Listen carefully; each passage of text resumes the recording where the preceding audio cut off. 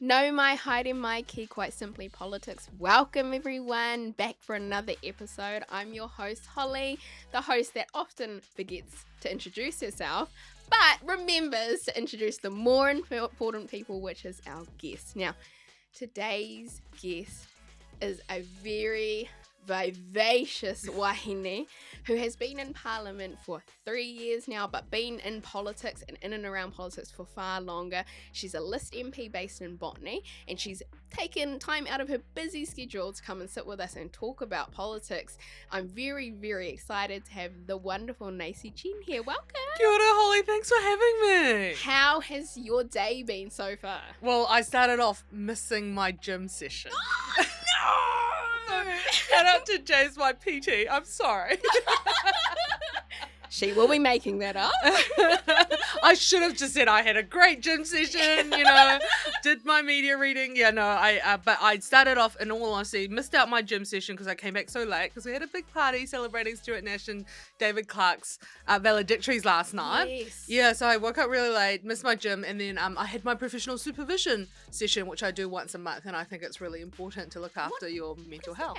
So it is therapy, basically, but it's professional supervision, so basically they're there to talk about your work life, and they're there as trained counsellors, qualified people, and mine's a qualified psychiatrist as well, who kind of works through stuff that you're facing at work. But obviously, because it's you're one total human being, you can't just segregate work.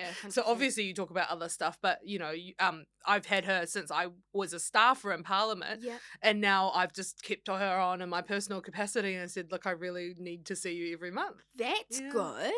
That's really good. Why don't more people do that? Well, I think everyone should do it. Yeah. Because even if you're like this really healthy person, I still think you need to be able to have a place to vent and all that kind of stuff. But like my professional supervisor, so she would say stuff like I would tell her, I think this problem with society or something, right? And which is our job to try and change. And she'll go, have you thought about this other way? Yeah, cool. And she'll say like, well, maybe if you think from other person's side, then they have their burden to carry and their lived experience might be this. So it created this. Or sometimes she'd just say, don't take that crap. Like I would say stuff, I would read comments and I'm like, this is what people are saying about me. She's like, Naisi, don't eat people's shit. That's what she says to me. And are we allowed to swear on this podcast? Yes, absolutely. And she just says that to me and I just go, okay, well, this is the place that I need to be really strong in and not let myself be vulnerable to these nasty comments. But there's other places where I go, okay, I need to be more empathetic, I need to be more understanding, I need to be more compassionate. And she often says stuff to me like, well, you need to be compassionate to yourself as well. Like don't dwell on things that are mean to your own well-being. Do you have that inner voice sometimes that doubts everything? I think every woman especially has that, and especially in politics. Like you've got the media, you've got social media, you've got your own community constantly with sometimes with love and sometimes out of pure nastiness is constantly criticizing what you're doing. You've got the opposition as well, and so I think you'd not be human if you were not constantly doubting yourself.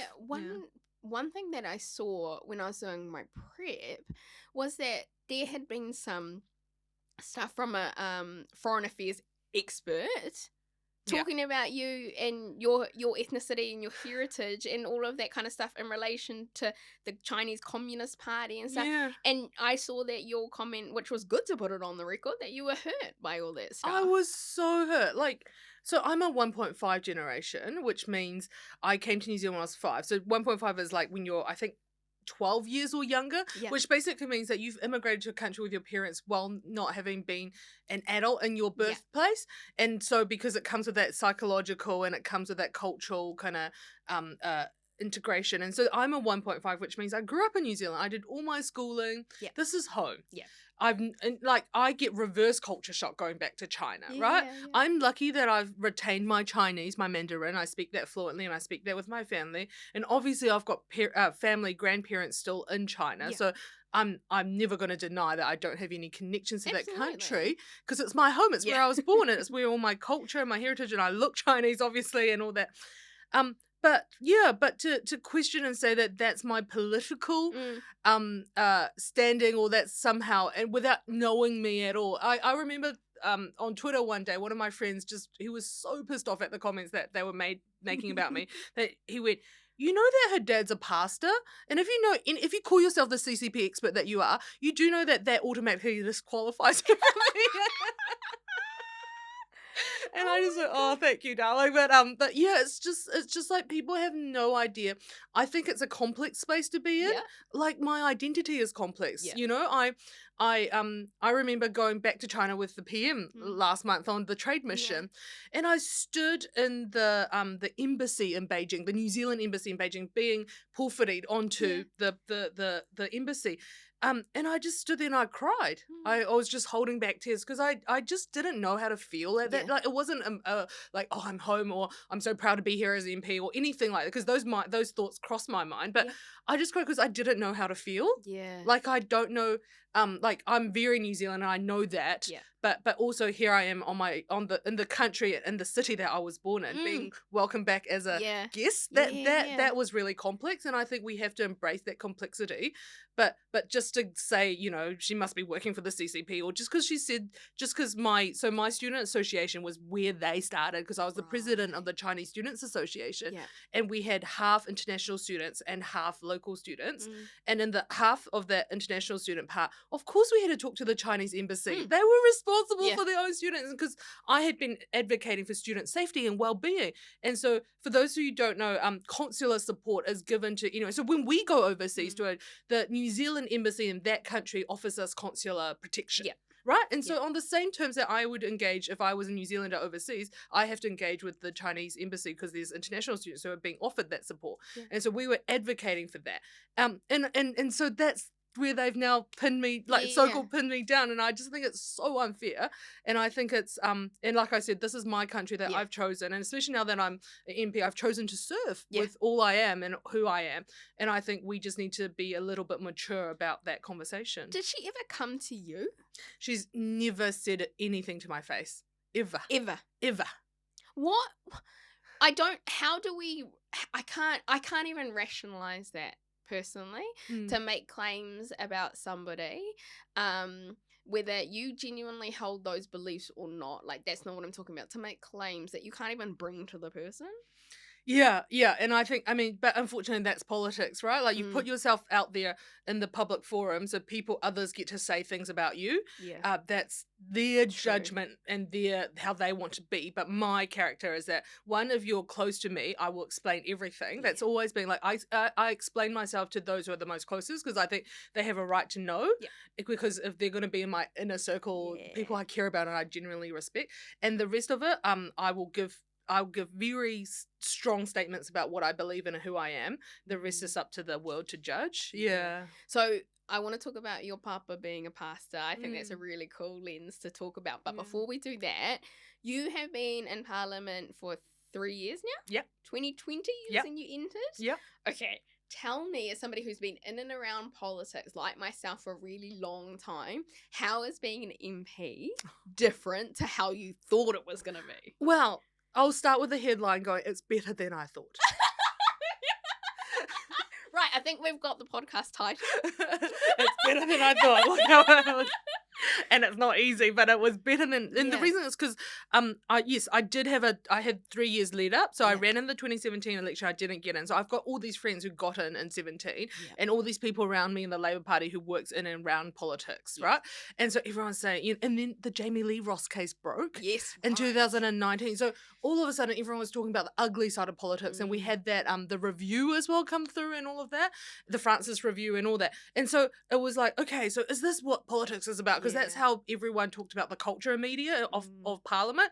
And I just went, oh my gosh. And so I still remember the first day that everything had died down. So what I mean is, you know, when we get in, there's all these maiden speeches. So our family and friends come in. And because we're all tight-knit, big whānau, my colleagues' friends are my friends as well. So we all have these parties. I think we got to about the 6th week of Parliament where no one else had a valedictory.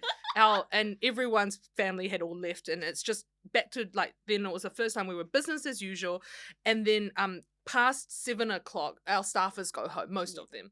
And then, and so the place was empty. And I still remember so vividly walking down the speakers corridor and it was just silent and empty where it was bustling and hustling at daytime. And I just said to my friend, I got on my phone, I texted her, and I said, now I know why people have affairs in this place. What? Okay, explain that to me, please.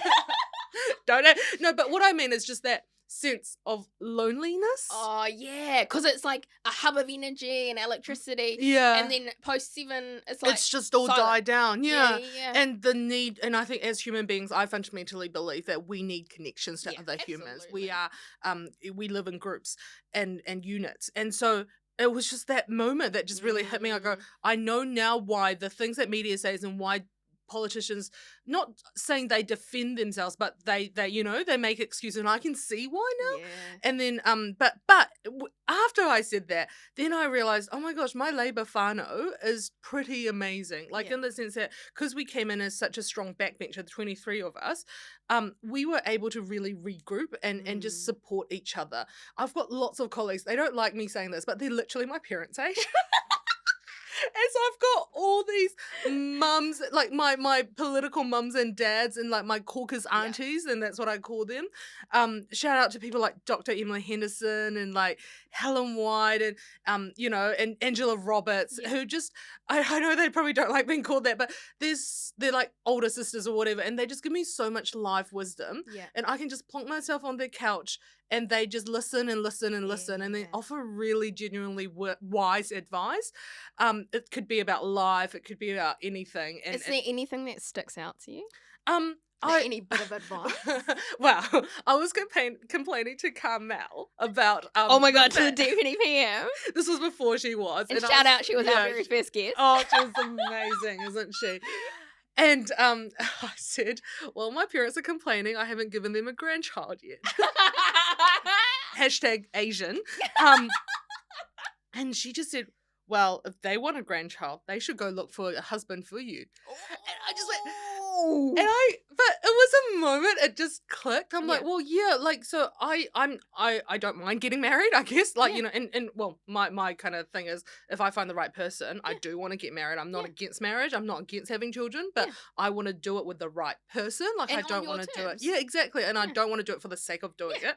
So if they could find me a really nice husband, and why not? Like, I'm not against that idea, but I just don't have the time and the capacity to go out there and date, be on apps. That's really hard. Are you not on any apps? Nothing. No. And the fact that my parents want me to marry someone who's Chinese, because for them it's like having the same cultural values. And so and then she's just like, tell him to go find you a husband. And I'm like, actually, that makes sense. Yeah. Did you tell them that? I did. And what did they say? They were like, we're too busy. Oh, and I am too. Yeah. And I was just like, well, then you can't ever say to me, because exactly. I do think you need your village to come around you. And in olden days, like, matchmaking was by the elders, right? Yeah. Like, it's not, in society, I don't know. I just find dating so hard in this world. Yeah. Like, we're so disconnected, going back to that point. And everyone's online, but it's just not a safe space. Nah. And for me personally, I just don't feel strong enough to go and engage in that space right now. Yeah. Has anyone, because you're what everyone would consider a younger MP. I'm the baby of the caucus right now. Oh, are you? Yes, I'm the youngest Labour MP. And Chloe's 4 months younger than me, so we're like the youngest in the house. Yeah. I didn't know that. Yeah.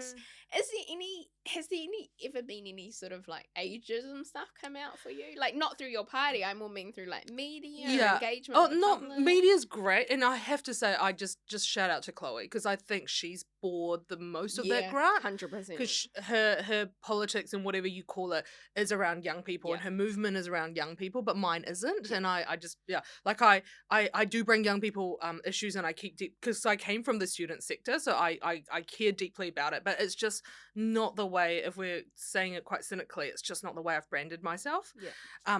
And so for me, it's been okay and I think the Asianness inside of me, it kind of counteracts a lot of that as well. Like I'm not old soul. Yeah, I've never been the fun partying, like that kind of student. I've always been working. I've always been trying to lead organizations in my student days, and I've never dressed like really, young. It's just not who I am. What, you're saying that you don't wear dresses? So that's why I look at you and I clouds think on you're amazing. And I like this morning when I walked into the studio, I'm like, right, I said to you, you look amazing, So and I just clouds with Care Bear socks.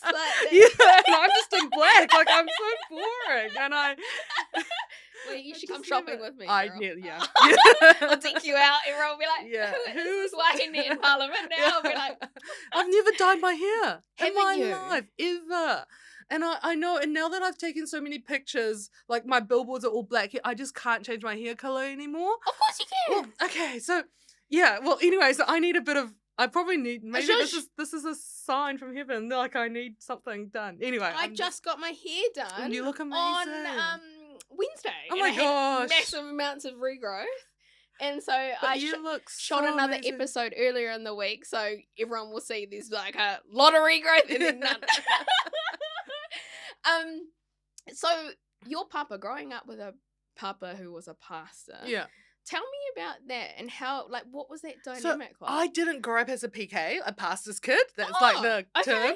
My dad became a pastor about 8 years ago. Oh. And so he was a Chinese medical practitioner. So he had his own clinic. He was like acupuncturist. He was a doctor in China, gave all that up to come to New Zealand. Never picked up a scalpel again in his life, but he never regretted it. Like he loved his operating side of his life in China, but he never, he wanted a different life for our family. And that's why we chose New Zealand, coming back to the first point. And so him transitioning, I guess, into a life of service, and now my mum's ordained as of 4 months ago. So they're both, ministers and pastors in their own in their own right. Has been really interesting. Yeah. So I watched them from being atheists coming in from China and coming to Christ, and so I'm a Christian myself as well, and just growing, like their spiritual lives growing, and and getting into, and then being really called. Like, so I think it was a real like kind of a moment in his life where he, like, everything aligned, and he just thought, okay, that's a real clear signal from God. I need to give up everything I have and go be a pastor. And then afterwards, all the other stuff happened. I don't know if you've read. So my dad's been in the papers more than I have. Has he? New Zealand Herald has run more stories about him than about me. Oh my God. And so basically there was a lot of conflict in his church. Okay. And so it got into the court. So this is all now on media, so I can talk about a little bit of it. Which is so, and then so there's and they stopped his wages, and so there was an ERA case and all of that, and that was just to do with, I guess, if I could broadly speak about it, it's just internal church politics.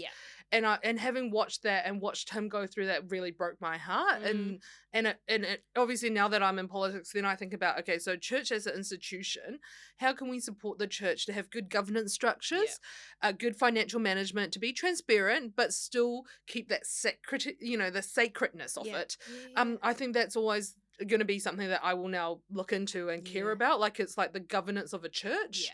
And then how it interacts with worldly stuff like the law, because then they've had to test their trust structure in the courts of law made by men.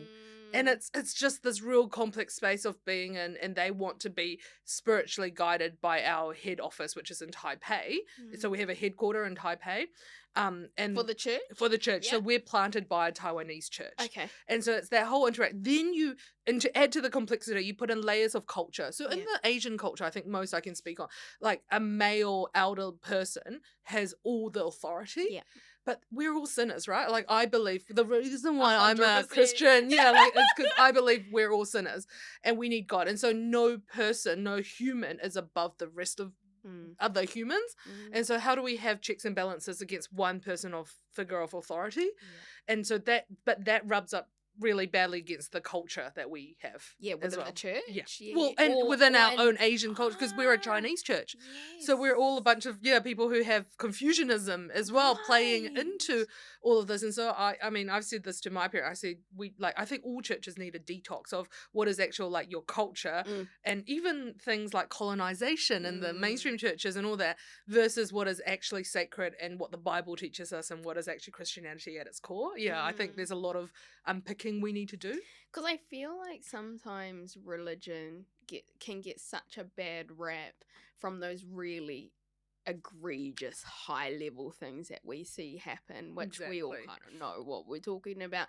But for me, I don't necessarily, I don't believe that those certain individual cases that happen in certain spaces and places are necessarily emblematic of values that come from churches. I think that on the whole, the most part, they're all trying to live a very good life, upstanding, serve others, and I find that that's something that we shouldn't necessarily poo-poo. Like, I don't have big ties. I'm christened, and my great-grandfather was the first Anglican bishop of Aotearoa. But other than that, it's a heritage that I have. It's my whakapapa, and I take that with me. But I don't necessarily see that as something, like, better or worse. It just is. And I feel like sometimes religion can get vilified in modern society. And people use it as a weapon as well. They go, because this is my deeply held beliefs, I can use it to attack people who don't agree with me, and that's something I would never take into my own politics, because things like abortion comes up all the time, right? And I would say, personally, I would never choose to abort a baby, but that's my own personal beliefs, and I should not impose that to another woman who don't have the same beliefs as I do. I find it's very hard with conscience votes, because when I watch some politicians and they'll do the vote of, they'll poll their electorate and they'll go with their electorate. And in some way, I think that's a very honourable way to lead your electorate if you're an electorate MP. Yeah. And for me, and then it can get twisted and distorted and all these kind of things. Yeah. And then it becomes something that's like, in politics, explaining is losing, and then something this and that. But, when you actually think about it, I believe, like, rationally, it actually can make sense, because ultimately, as you've already said, politics is to serve. Yeah, exactly. So we get all these sorts of things, and it's all over the show sometimes. I know, and so I think we need a way to talk about things in our communities and society that isn't so charged. I always go to forums, and I always try to be at events, and not because I need the speaking opportunity. So I'm the only Chinese MP right now, so I go to all those forums. And your caucus? No, in all of Parliament. I know. I am the only, in which I never say that with pride. So New Zealand has 5% population of who identifies as Chinese heritage.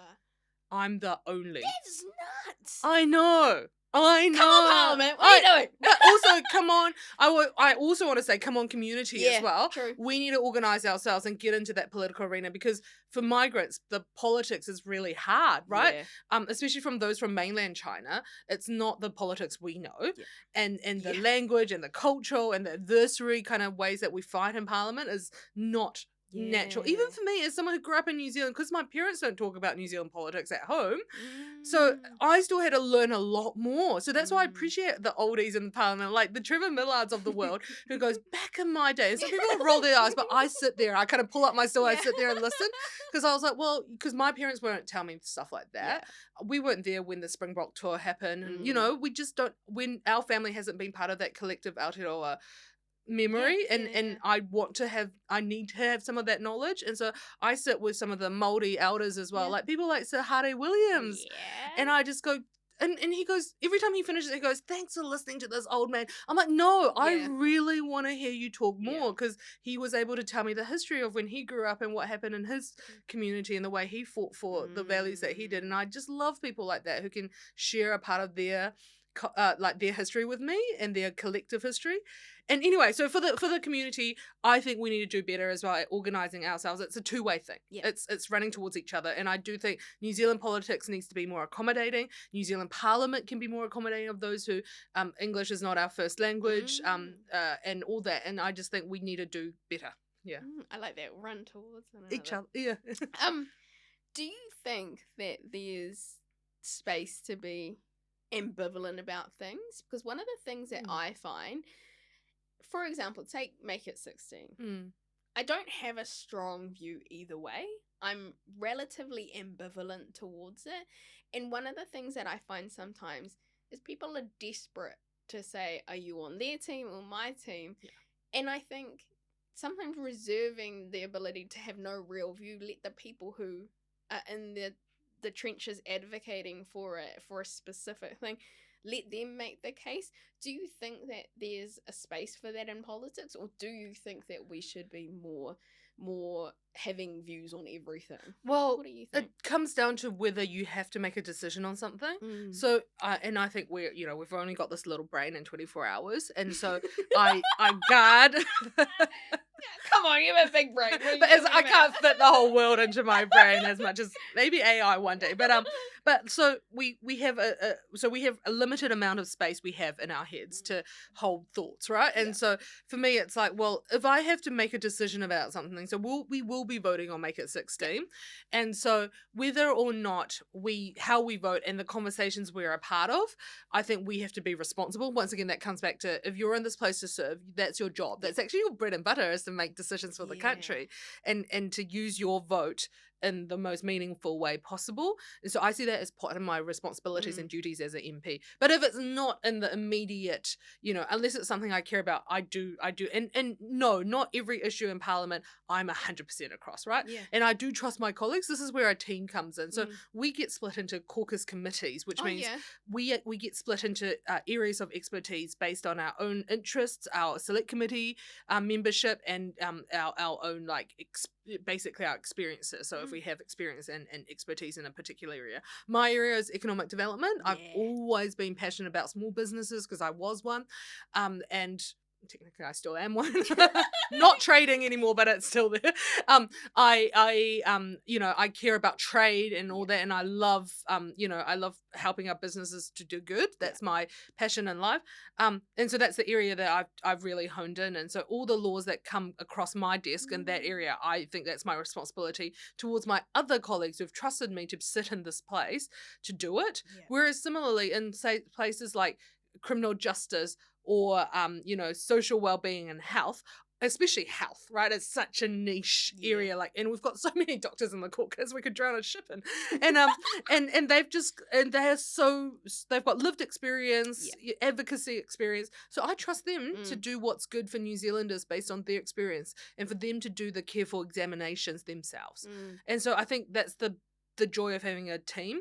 But things like Make It 16, because that's, I guess, the example you use is because it's really close to my heart, so I want to form an opinion about it and advocate for it. But you're right, we can be, but I think I trust my team.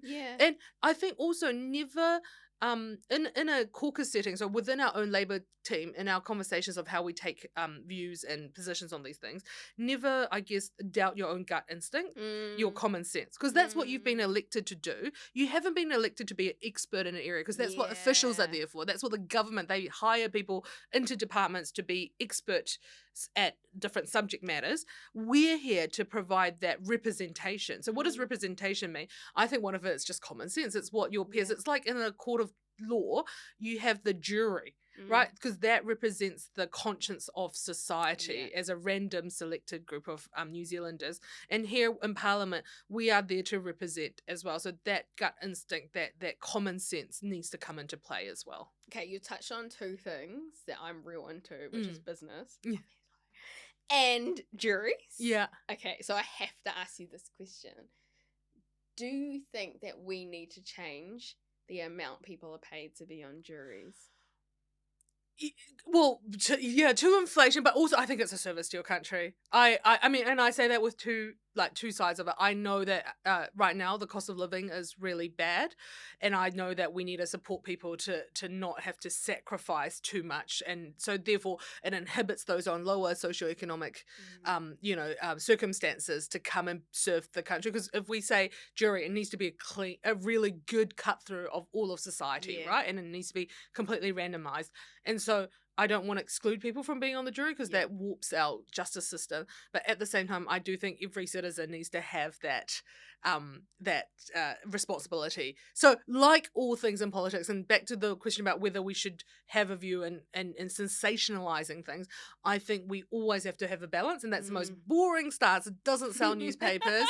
It's not a headline grabbing thing, but I just really think for me, everything, like I feel like the truth and the sweet spot is always in between two things. Because one of the things that often concerns me about where the remuneration currently sits at is that what it does is it creates perverse incentives for people to get out of it. So one of the policies we have in my business is that kaimahi are encouraged to do jury service. I would say the policy that I've specifically written, which everyone gets when they come on board, says that you're encouraged to do it, is an extreme outlier in business.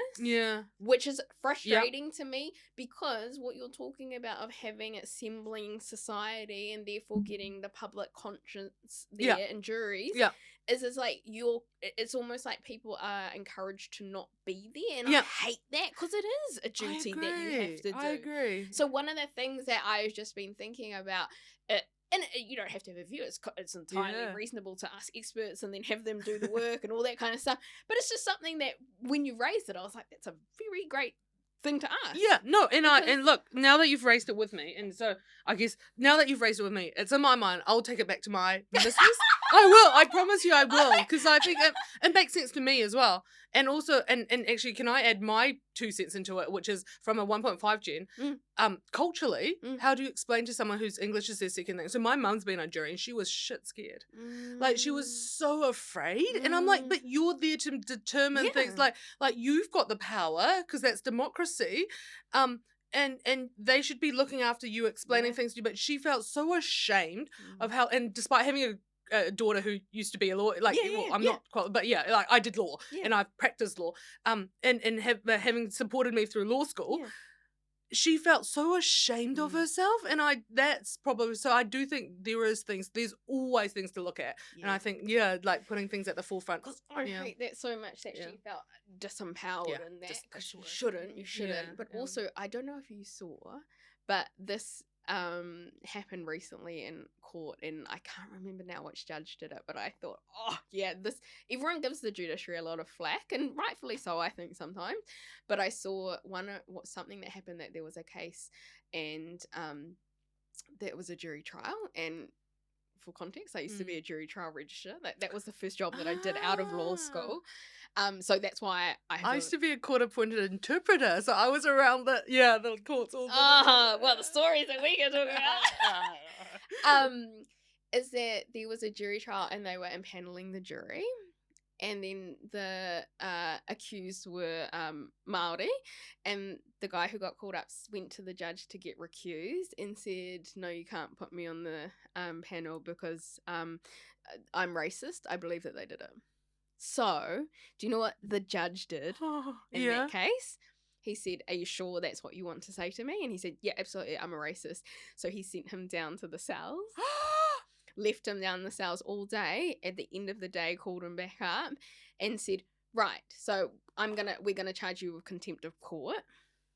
Like, that's what, when he sent him down to the cells, he said, that's what, because what you're doing then is you're using this sort of like belief that you're above other people, and therefore you've got some sort of going back to what we were talking about, like about with religion, that you're more important, and therefore you can then put this on the court. And what the judge did is said, if you want to maintain that, you're in contempt of court then, because you're not doing what the duty is to society. That's all right. And the guy ended up backtracking and said, oh no, but I thought that was a very astute way for a judge to judge. Why did that not make headlines? Like, I feel like that's a great... Right? Yeah, because it's...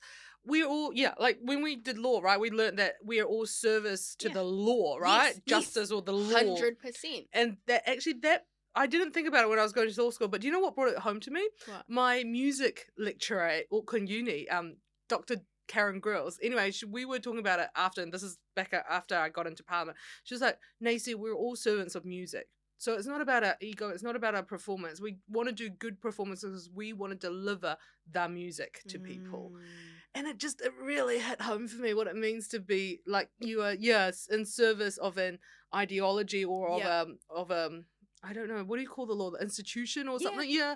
You know, just this beautiful thing. Yeah. I thought for the judge to be like, no.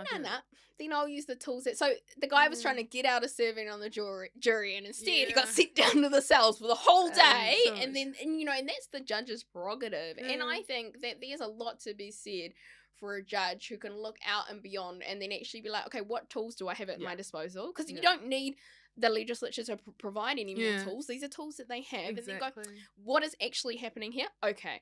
And I thought that was such a smart way. And then but it goes back to this idea of that, like, we have some sort of perverse levers happening right now with jury trials, that somebody felt that was acceptable to go up to a member of the judiciary and say that. And just ignorance as well, right? For the whole system as well. I think that we need to work on as well. So civics education and all of that. Yeah, I think that needs to, and it's not just in schools. I think it needs to happen in broader society. We need to get our fundamentals right as well. Yeah. Well, hey, here you go. Here's a fundamental. Have you been called Honourable Naisi Chen? I have. And by the way, which is not right. So that's why Holly's asking me. Yeah, I have. I think I've had like right honourable. Okay, you've got to explain it for the listeners. Yeah. So why we're laughing. Honourables is a title you get given after you become a minister. Yeah. And then right honourable is reserved only for the Prime Minister and the Speaker of the House. Now, I think it used to be DPM, so that's why old Winnie has right honourable as well.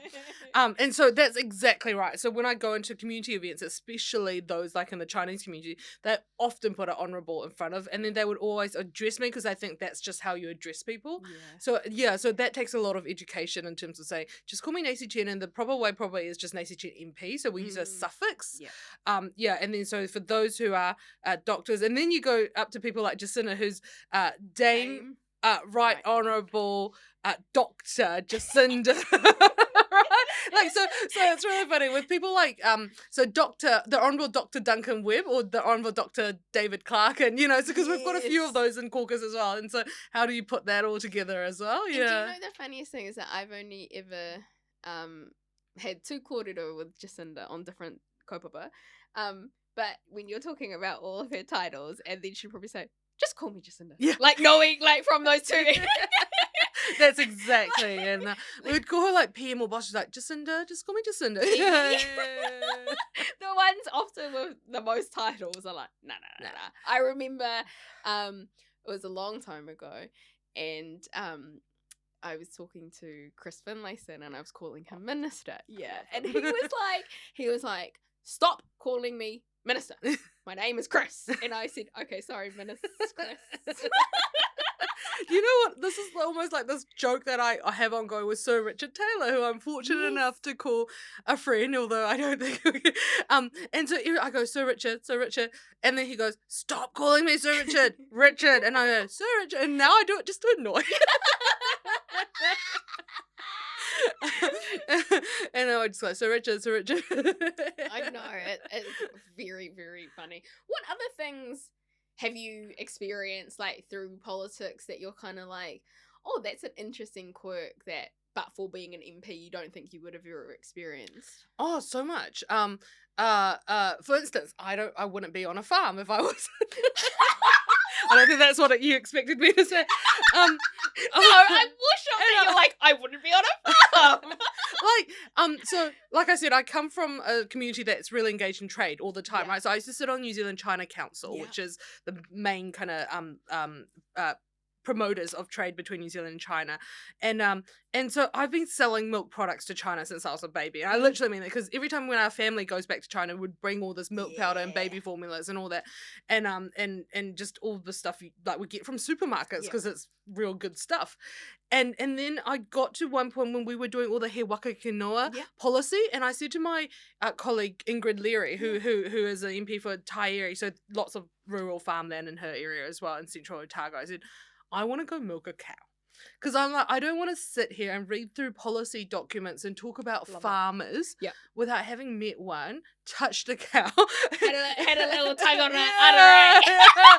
I was like, if we're going to talk about farmers in a political space, I think if I want to join this, which I feel really passionate about, because I think agriculture and trade is so important, and that's the space I come from. And if we don't price emissions properly, and I also want to protect the environment, because as a young person, I guess I know the importance of looking after our land. Yeah. But I don't want it to do it out of paper, on paper. I want to do it having met all these people. So she, bless her, she took me onto a sheep farm, and then she took me onto a A2 milk farm, and then she took me onto a cattle farm, just to go meet with farmers. And so I didn't get to milk a cow. Oh, but I was standing there as they put on. They were just like, no, don't. They must have had one look at me. I had diamantes on my gumboot. I was just about to ask you, did you have red bands? But clearly, I don't think that they make Diamante red bands.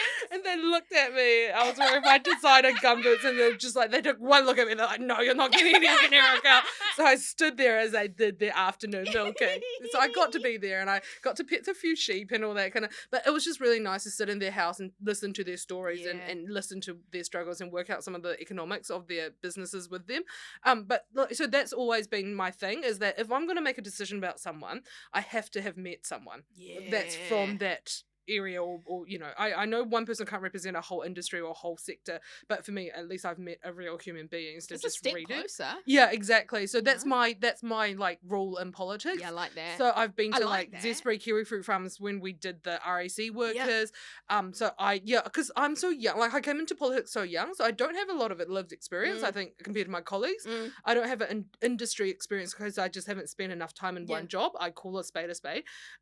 But so I think the way to compensate that is for me to get out there more and meet real people in the industries. Yeah. And it helps to not make decisions in an echo chamber, right? Yeah. Where you might be like picking up ideas and ideals that feed what you naturally believe versus potentially what maybe the flip side of something, or exactly, there's always another side, and like you said at the beginning, when people are so charged by what they believe and hold that to be absolute truth, and in the political sphere as well, because there's there's benefits, there's interests right at stake, so other parties will hold on to their thing because of the way they've chosen to position themselves politically. You don't hear the truth out of a lot of things, and like I said, you always find the truth somewhere in the middle. So I always try and be somewhere in that space to help conciliate, or at least the views that I give in my context is more considered.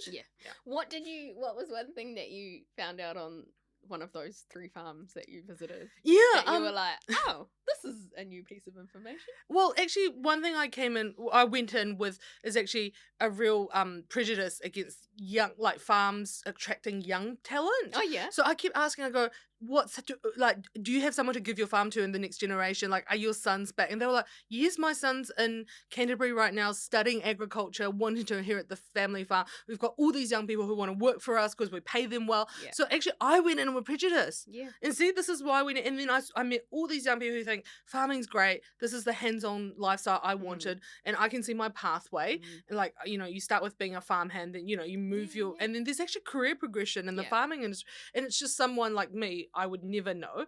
And then after that, I was so I felt so welcomed by the community. I ended up going to the dairy awards that year, and then all the farmers that I met dressed up all pretty and flash, and then got awards for and then they explained to me what co-ownership was and all that kind of stuff, and I just went, oh my gosh, I feel like I'm a step closer.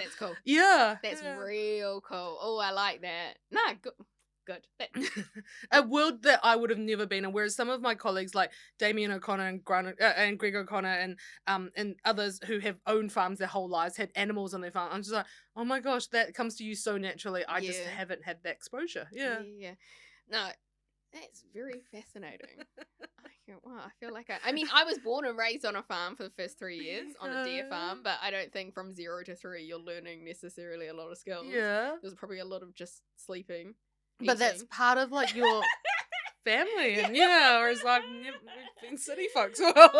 Yeah, well, hey, I'm definitely a city folk now. Nothing wrong with that. Nothing wrong with that.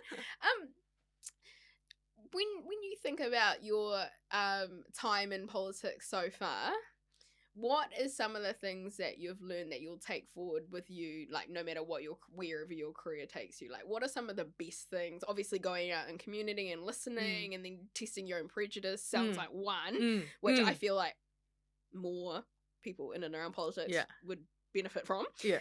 But what else? Is there anything in particular? The power of advocacy. Oh, that's definitely that's probably my biggest journey. And advocacy can be loud on, standing in front of Parliament and in front of media on a television, down a camera, but it can also be within your own little group of whatever people you're operating in. So sometimes advocacy to me is just being able to work the caucus, right? So we've got 62 MPs now, and me being able to state my reasons for it. So I tried to pass a piece of law through, and I can't talk about it now because we voted it down. And so, but I like failure teaches you so much, because then I had to go back and I did a play-by-play of what I should have done, what statistics I should have brought into that conversation, who I should have got on my side first so they could speak up for me. I don't think I did bad, but a minister with particular sway just was very opposed to that idea. And so I learned that. Then I learned, okay, well then maybe I should just work on that one particular minister. If that minister holds all the sway in that room. And so that stuff, and I guess that's politics in itself. Like I've learned that, and I think if I could take that skill and that experience to things I really care about, because I don't think I'm going to be a, profit driven kind of, mongrel, like, in my next life. But I feel like whatever issues that I really care about, I can take that same way and work in if it's a company, then I can sway the company to go into a direction that I care about, I think is good for the country, or whether it's in society, I can be raising issues to the broader community as well. Mate, there's nothing wrong with being a lobbyist.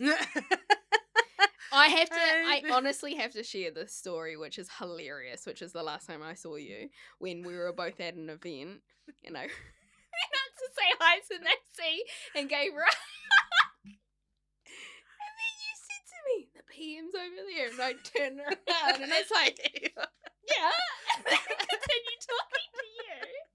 And I was like, okay. And I was like, I don't know what I'm supposed to do. Like, hey PM. Like, it was so funny because I was like, bless. I actually wondered. Like, I know he's there, but also he had like all these lobbyists around him. So I was like, I want to come say hello to you. Because I don't know. I just think going to the top, and that's probably another lesson, by the way, I've learned, is just go to the top person who can possibly find. And sometimes, obviously, for others, it might not be the PM, but if you could get two seconds of the PM's attention on one issue, things just click as well. Like and then otherwise trying to work your way to and so whether that's a business or thing, and if you are the person at the top, you should be listening to other people. Which my two PMs have been absolutely amazing at. I can text them and they text back and all that. I've been so privileged. I just cracked up. So that's why I was like, you were like pushing me away from you. I was like, no, I want to say hello to you.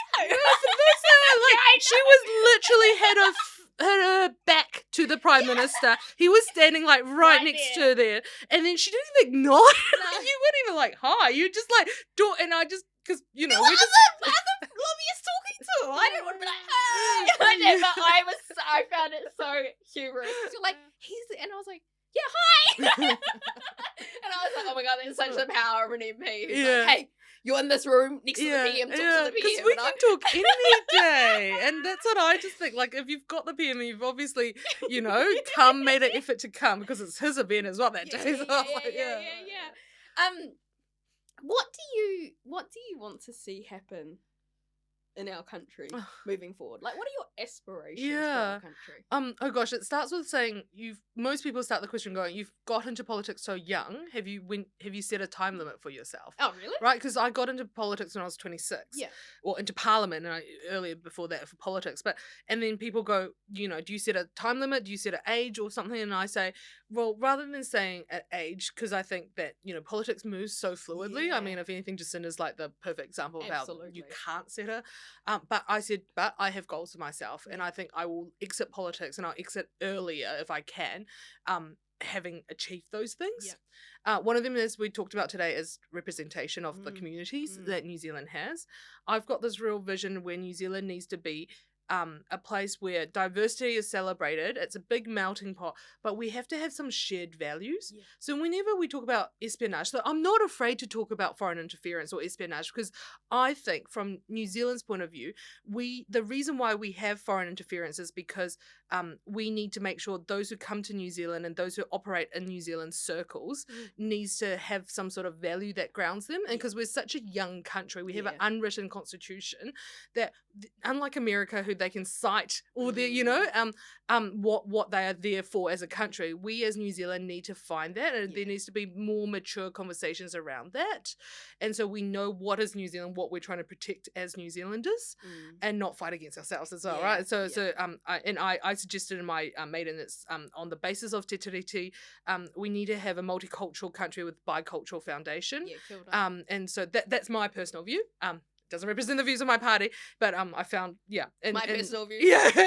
Yeah. I'm not gonna let you not say it. And so that's the first thing. I want to see New Zealand have a more mature conversation about who we are, our own values as a country. And because I think it's just been really organic, New Zealand growing up as a country, but I do think sometimes we need some deliberate conversations. The second thing I want to see is us transitioning into a really clean, green economy. And I say economy, not just a country. So in the sense that our businesses and the way that we produce or the way we consume is green. And so I want to make sure that technology is brought in, and that we can actually really be true to our image, because we trade on the banner of 100% pure New Zealand, and if we can't live up to that expectation, then our trade and our economy is going to suffer as well. Well, we're not. I know. Did you see that article where there was a guy from one of the biggest waste management companies? Yes. Who accused his own company of greenwashing? Exactly. That was like yesterday or something. Yeah, and China banned. I always use China banned single-use supermarket bags, plastic bags, before we did. Oh, did they? Yes. When? They were like in 2000, like 2008 or 2000. Really? Yeah. So I remember going back to China as a kid, having to pay for my plastic bags at a supermarket, just going, what is this? And then realizing, well, they've done it before we did, and it took us to 2017 when the Labour Party got in to ban single-use plastic bags, and now we're banning all the other stuff now as well. That's so interesting. I know, it's just such uproar as well. Yeah. And about it being virtue signaling and that. But if you see how quickly everyone's shifted, obviously you had to, but also now you don't even think twice about it. Exactly. That you just use your reusable bags. But that's interesting that China had did it so long, like 10 years before we did, way before. And things like the carbon neutrality by 2050, that's what Xi Jinping talked to us about when we were in China on the trade mission. China now wants to move to carbon neutrality. And so if we're not even selling technology or IP into that kind of economy by helping them minimize their carbon emissions, what are we doing? I think that's a real missed opportunity in selling our technology, because our agri-tech is such a big industry, and we've got so much to be proud of. We're the cleanest farming nation in the world. But if that's not our identity, if we're not embracing it, then we've missed an opportunity there for our economic prosperity as well. Sure, you should be a politician. What? It's a business, man. That's right. I can see the brand. I'm already getting the domain. I'm like, oh yeah, okay, cool. Investment in off we go. You can never predict your futures in politics, but hey, I mean, the reason why I formed that opinion is because I'm in politics, right? Like, if I didn't get in politics, I'd be practicing my law, and I might not have this vision that I have seen, But anyway, no, I won't. I'll never. I put that on record. I don't want to be a lawyer. I spend $1,700 a year on my practicing certificate. That just does nothing. But it's because that was so arduous to get it in the first place. I refuse to let it lapse. Yeah, no, I get you, because that's. Some of my colleagues had that same kind of predicament as well. Okay, you just take $2,000 every year. That's fine, Law Society. I don't know what you're doing with it. Yeah. But I think the fact that it was so hard to get in the first place. I'm like, no. We're going to wrap up shortly. Can I just say my last goal? Sorry, three things. Yes, Sorry, very last one. course. So, because this is so important to me. Yes. It's the arts, culture, heritage space. So arts. Oh, okay. So I want New Zealand to have a really distinct like art identity in the world, because you look at art, you go, that's very French, that's very Renaissance, that's very American pop.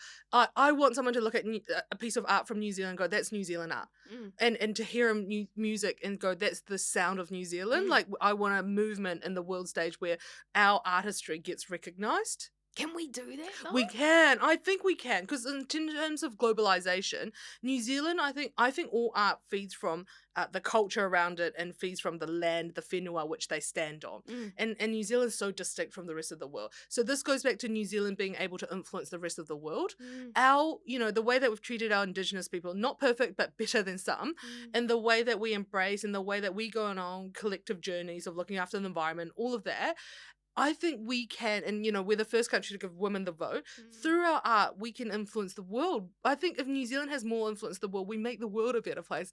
Yeah. I am biased, but I really think that. I think New Zealand needs to influence the world instead of these big powers on either side and whatever cultures. I really think New Zealand needs to get onto the world stage a little bit more. Because I just wonder, like, I love Toi Māori. Like, I love Toi Māori. But I would say, like, Toi Māori in itself is fundamentally unique compared to the sort of like homogenous, not homogenous, but like the general idea of like New Zealand art. And I would hate for them to think, oh yeah, we're just going to suck you into this idea that it's this. I think that they can coexist. They can, and it doesn't mean that we can't promote all of us. And one of the things I've been working on is Asian New Zealand artists who combines like me, like both sides of our identity into something that we do or we create or whatever. And so I think so I don't think you have to look at New Zealand as a single identity, but I think it's about making sure that the world respects this movement that we have going on in our country onto the world stage. Because like I said, these different diverse voices that we have on our art scene helps the world. And I really think we're a positive influence on the world. Like, I strongly believe that. I see. Wait, so recap your 3 main goals. Yeah. So representation, clean green economy, and then art to the world. New Zealand art to the world. Mate. They're not small things, are they? I might be here for a very long time. They're quite a lot of energy and time. Okay, well, I'm here when you'd like another coffee. Have a rest from changing the world. Now, before we do the bowl of bravery, is there anything that you want to put on the record? Any hot takes that you've been thinking about that you're like, I want to share that? I just think it's a tough time right now for all New Zealanders. I know that, and I just think that we need to work together and just help each other through everything. That's what I've been thinking. Like, because we talk about the long goal, but I think we have to also be here for the moment and in time as well. That we work towards that, but we need to be able to support each other as a community together through the hardship as well. Yeah, absolutely. Okay, so do you know about the bowl of bravery? No. Okay, so we do this thing, right? I only watched the beginnings of your podcast. Do I not keep it enough high energy for you? No, this is my problem. Like, I think in 15 minutes. And you're like, Holly, you've had 15 minutes. No. To be fair, though, and shout out to our producer, Nayan, he's getting more and more aggressive with the clips. So we're getting more and more clips up so everyone can see it in more short-term clips. Because I feel like that's where the brain power is going to short clips. Yeah, unfortunately. So, our bowl of bravery, we do it every episode. And it's a whole bunch of different questions that my kaimahia put together. Okay. So... I do know. Yeah. But actually, for the past few times, they've been pretty nice. Like being pretty, easy questions. So, either these are all hard ones, or they were just thought, we're going to be generally nice to the politicians, which was not the brief that they were given. The brief was, ask them hard, interesting, weird questions. So what we go is that you choose one, read it out, and then answer. Okay, cool. Pick a pink one, because Barbie. And I haven't watched it. So, okay. Oh, okay. What is your biggest fear and why? Oh, okay. Okay. That's getting a little bit more. So the other ones have been quite very easy, but that's actually quite a nice Is that one. a hard one? Okay. Not hard, but just a interesting one. What's the biggest fear? I think the biggest fear is what's within me. Like I fear what comes out of me. If that so I'm never fearful of what's on the outside, but I think so I believe that how I react to things is stronger than how things happen to me. Yeah, and so I guess like having been in dark places in parts of my life and having like not, I guess, what's the word, having to grapple with some really dark thoughts and deep I wouldn't I'm not avoiding the word mental health, but I think it wasn't like, it was just, I think it's just like, again, I go back to we're all sinners, right? And so having some really bad thoughts and all that, and I think, and then confronting those thoughts. And so if I let selfish, so let's use something really obvious, like in politics, everyone wants the limelight, right? Because why else would you be here, right? They say, what's the collective collective what's the word for a group of politicians? It's the ego of politicians. And right, so we're all in it. And so if I'm selfish, and that's what comes out of me is selfishness, that I want my career to advance, I want ministerial positions, I want limelight, I want more media attention, then it doesn't help the collective well-being of movement, the labour movement, and it doesn't help the country of New Zealand because of all your politicians is fighting. So I'm more scared of what comes out of me and whether that is something that's pure and it's good and it's kindness and all that. Then that's what I'm scared of. And I think, and we just need to be really careful and self-reflect, and that's what I tell myself, and I need to check in with myself every day, like, you know, and it's right to have feelings of jealousy and all that because we're all humans. But if you don't check about and you let it run and you let it grow and fester inside of you, that's what I'm more scared of. And how do you do that? How do you check it? By having I think by having great people like my professional supervisor and all that, and like professional people who are around you, by coming back to why you're doing this, like once again I go, is this good for the country? Is it good for my party? Is it good for my, you know, then I should let it be, you know, and then just having those really strong values that you need to stand on. And I think being able to articulate your values is really important. And then for me, it's also if things are coming out of me that I don't like, being able to reach out as well. So I would say to my friends, like I'd call and go, you need to come out and talk to me right now. Or I go, remind me why we're doing this. I will have moments where, because I have a group who started from me when I was in Westlake. So when I was at high school, we started Chinese committee. And so we did Chinese night, and that's how my whole entire leadership journey just went from there, like just one after another. And so the people that started Chinese night with me are still my friends in my life to this day. And so I would call them up, and they've been in different countries and all that. I go, remind me why we started Chinese committee again. And so that comes from that representation, that first goal that I have for my political career. And they go, well, we want to see our people thrive. We want to be on equal terms, you know, and so we talk about it again, and you just bring yourself back into it. And then obviously you'll have moments like I talked about loneliness. You'd have moments of complete despair, and you'd have moments where you know, when the comments roll in and they go, you go, this is not my country, why are people so, you know, mean to me? And then you have aunties that tell you, you know, you're beautiful and you know, you're just as intelligent, and you need those words of affirmation. So I now know to go to those aunties, but I also know to tell that to myself as well. So I am fearful because I feel like if I break down, that's the first point where everything goes wrong. And I've watched politicians do stupid things out of insecurity. And I never want to be an insecure person.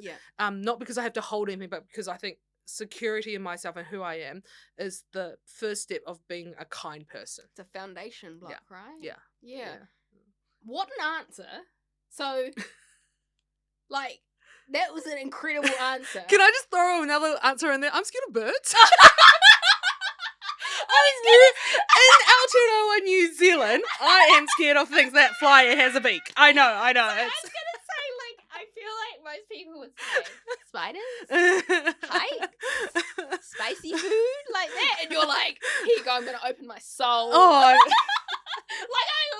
love it, but also very very Naisi answer too. Yeah, very, yeah. I love it. I got chased by chickens in East Coast Phase when I was door knocking in 2007, and that was the worst campaign experience. I never went door knocking for another 2 days after that because I was just so scared of chickens. Okay, well, you have to keep for election 2023. Yeah.